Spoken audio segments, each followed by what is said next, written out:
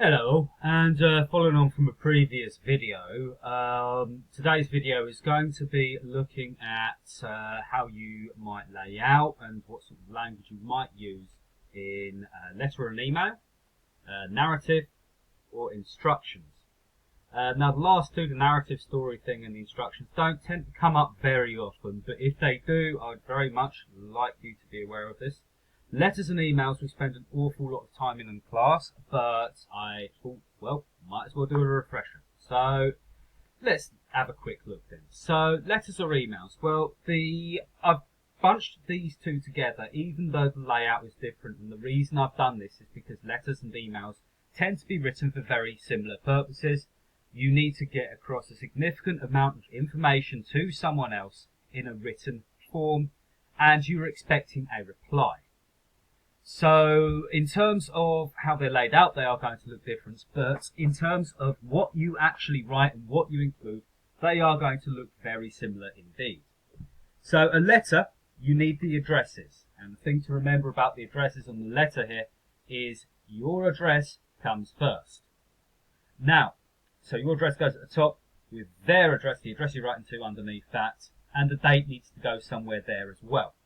Now, whatever organisation you work for will probably have a standard format for which sides of the page the addresses go. The most common is to have your address on the top right and their address below that on the left. For the purposes of the exam, which side of the page the addresses are doesn't matter. However, your address must come at the top, followed by their address. You also need the correct salutations, that's the correct introduction. If you are given a name, make sure you write to it in the exam, and then you need the correct sign-off. So if you address it to a named person, you need to end your letter with yours sincerely. Okay? And obviously if you address it just to whom it may concern, or you don't actually name a person in your salutation, your greeting, then you sign off yours faithfully. So if you know the person, you use their name sincerely. If you don't use their name, faithfully. Now, an email, in an email format, we'll have a look at this in a bit, they'll probably ask for the email address, and quite often they'll give that. Do make sure that, if you're adding an email address and you're thinking, well, where is it then? Do have another look, because, they usually give you the email address you're supposed to write to. And you also need a subject line for an email. And you need the correct salutation and sign off. Now, the salutation, the greeting, doesn't change dramatically, really. If it's a formal letter, if it's a formal email, and they give you a person to write to, you write, I don't know, dear Mrs. Blocks or something like that. The sign off, though, you need to demonstrate the difference between a letter and an email. We do not sign off emails with sincerely or faithfully. We sign off with regards, kind regards, or best wishes. And then finally, you do need an introduction where you explain why you're writing. And the language itself kind of depends on the purpose and the audience, as does the tone. So I'll give you a couple of examples here. This is level 1 writing paper, and in this one you're asked to write an email to a friend. And interestingly, they haven't given you the email address in this one, from the looks of it, but do check, because they often do. So because it's a friend, you're going to be quite informal. You get some stuff to cover there. And if we scroll down here, we can have a quick look, and there we go. So you put the email address in there, and then subject, you put the subject of the email. And then you have your introduction paragraph, where I'm assuming you want to sort of talk about the actual event, and then go on to explain what you want, what you want their help with. With letters and emails, more than anything else, it is super important, and this is just general advice, that each topic has its own paragraph, purely because someone's going to reply to that, and what you're going to be doing is you're going to be getting across a lot of information and potentially asking a question in each paragraph. And it's a lot easier on them if it's separated out like that, okay? It really is. So have another look here. Here's a letter of complaint, and this time they give you the name and the address. So you sort of work through the bullet points here. You'd write to introduce yourself. Here we say why you're writing.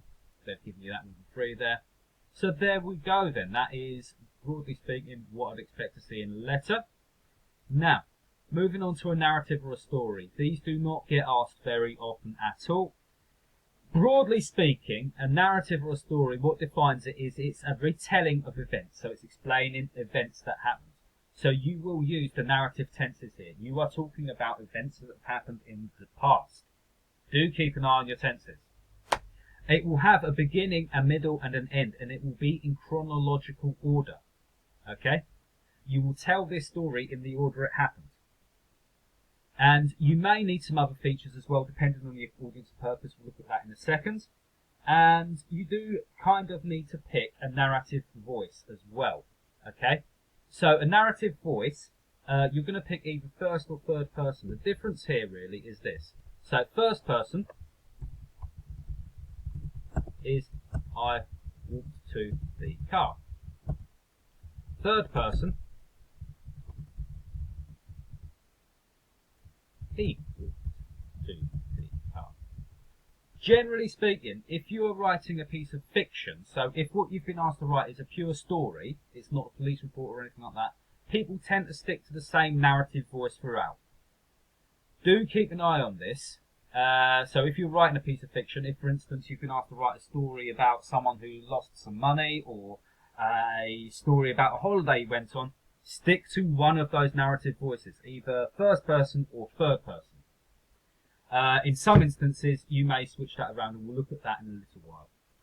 If it's written to entertain, you're going to use adjectives and language features, and you're going to use more than just one sense, ideally. You might want to talk about how someone's feeling inside, their emotions, or what they might be able to smell or hear, or something like that. Not just what they can see.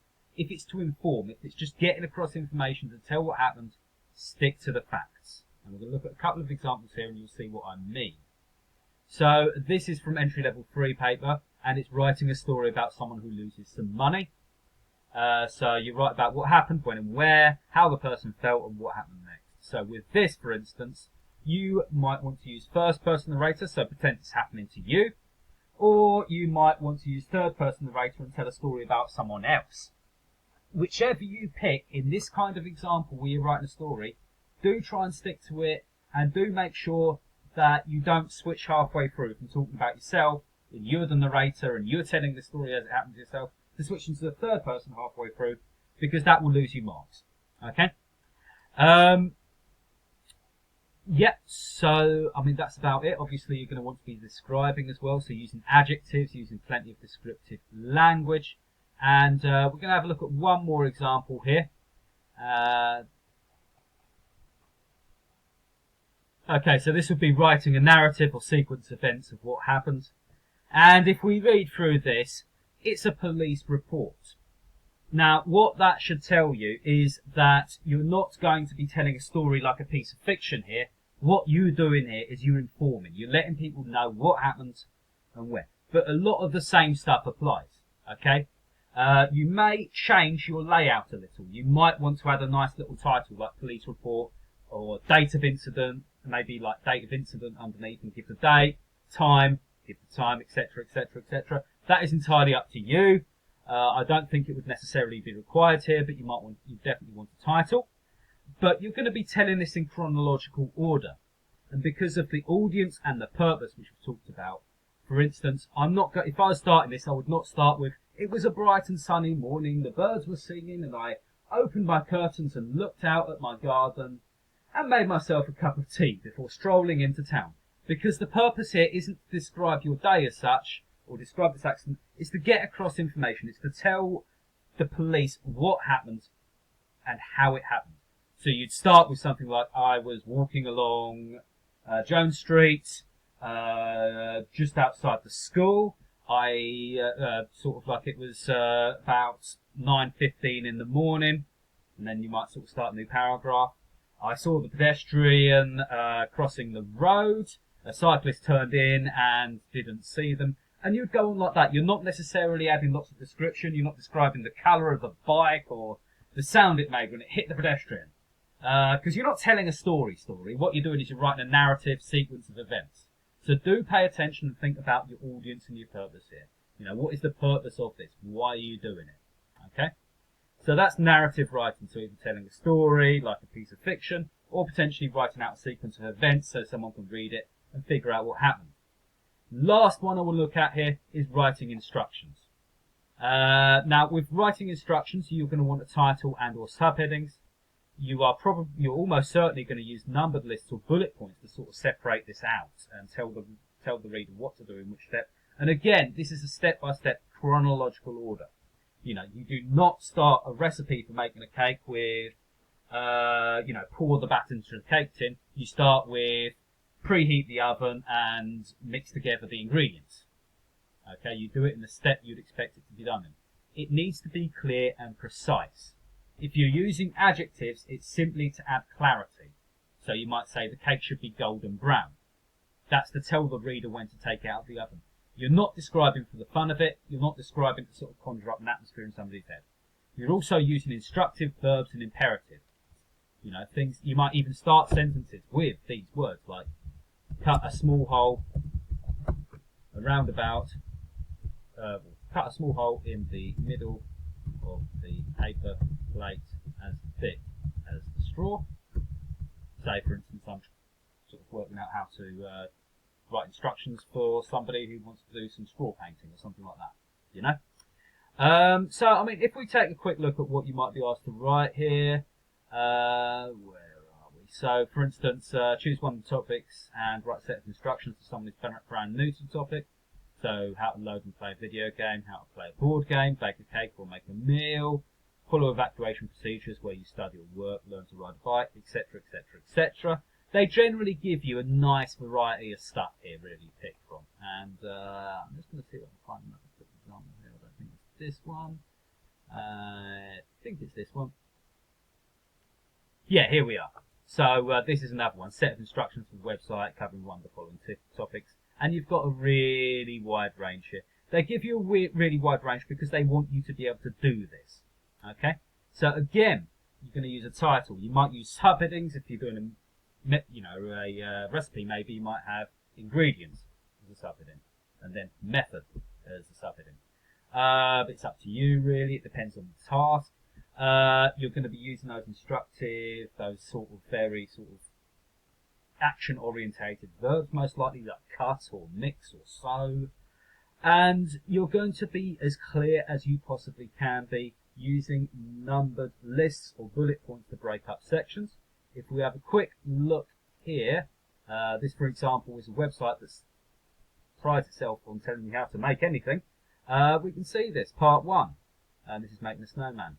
So it's telling you, check for snow. Okay? So it's potentially going to a bit more information there, but that's your first step.